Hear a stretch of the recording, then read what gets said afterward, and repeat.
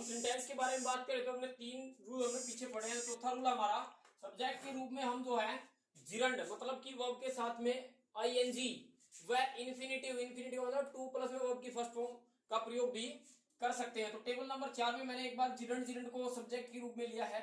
Second जो table बनाएंगे उसमें हम 2+ वर्ब की फर्स्ट फॉर्म का यूज करेंगे।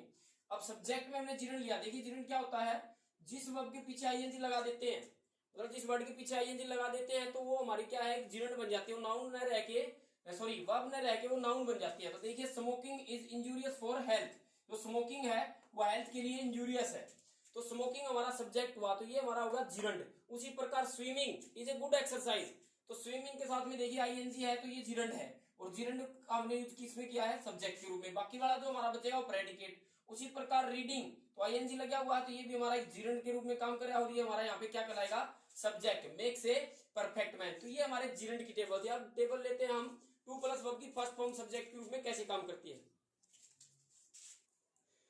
अब देखिए हमने उसमें सब्जेक्ट जिरंड के रूप में लिया था, वही अब उसी में सब्जेक्ट जो है 2+ वर्ब की फर्स्ट फॉर्म इन्फिनेटिव के रूप में। तो देखिए ये to work is to worship, भाई काम जो है वो पूजा है, कर्म ही पूजा। तो वर्क जो है हमारा जो सब्जेक्ट है वो 2+ वर्ब की फर्स्ट फॉर्म भी हो सकता है। अब to drink is bad for health, क्योंकि भाई जो है शराब पीना is bad for health, drink करना जो है वो बैड फॉर हेल्थ, स्वास्थ्य के लिए बुरा है।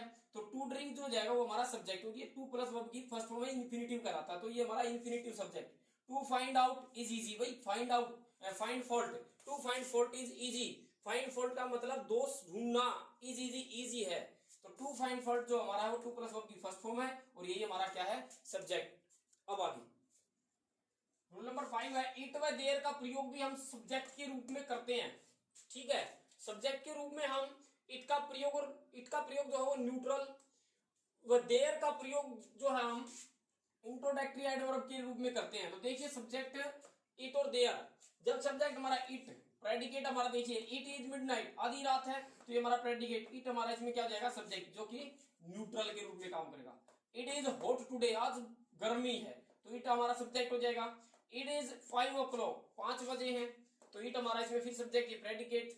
देयर लिव्ड ए मैन, एक आदमी रहता था, ए मैन एक आदमी, इन दिस कॉटेज, इस कॉटेज में, इस कॉटेज में, इस घर में एक आदमी रहता था। तो ये देयर जो हमारा इंट्रोडक्टरी एडवर्ब है, इंट्रोडक्टरी एडवर्ब देयर हो जाएगा। इंट्रोडक्टरी एडवर्ब देयर में फिर देखिए there is a 100 rupee note in my pocket, मेरी पॉकेट में 100 रुपी का नोट है। तो ये हमारे जो होंगे ये सब्जेक्ट के रूप में काम करेंगे। ये ध्यान रखना, ये इंट्रोडक्टरी एडवर्ब के रूप में, मतलब कि क्रिया विशेषण के रूप में, और ये जो हमारा इट जो होगा वो हमारा किसके रूप में काम करेगा, न्यूट्रल, जो निजी चीजें होती हैं उनके रूप में हम काम करते हैं। तो ये हमारा सब्जेक्ट जो का बारे में हम जो कर रहे थे, किसके पार्ट्स के बारे में, वो हमने कर लिया है। अब हम अगली वीडियो में प्रेडिकेट के बारे में पढ़ेंगे, उसके पार्ट्स के बारे में, कैसे इनका यूज किया जाता है। Thank you for watching this video.